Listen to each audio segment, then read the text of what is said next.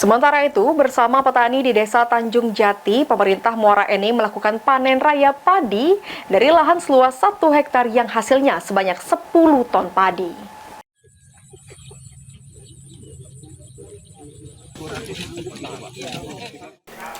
Panen raya di Muara Enim dilakukan di ataran sawah Gapoktan Sumber Harapan Desa Tanjung Jati dengan luas sawah 131 hektar sawah tadah hujan.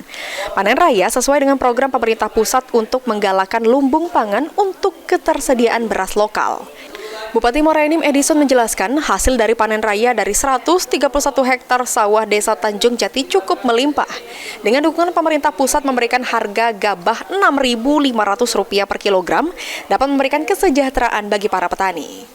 Lahan sawah petani di Desa Tanjung Jati dalam luas 1 hektar mampu menghasilkan hampir 11 ton padi dan hasil panen sudah melebihi target pemerintah pusat untuk program yang dijalankan.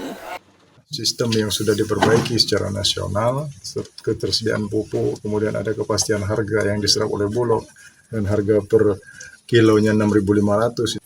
Petani banyak berharap kesejahteraan tentu akan meningkat. Laporan tadi, alhamdulillah di sini 10,8, berarti hampir 11 ton. Meski panen raya hanya dilakukan 1 kali dalam 1 tahun, petani juga sudah bisa menghasilkan panen melimpah.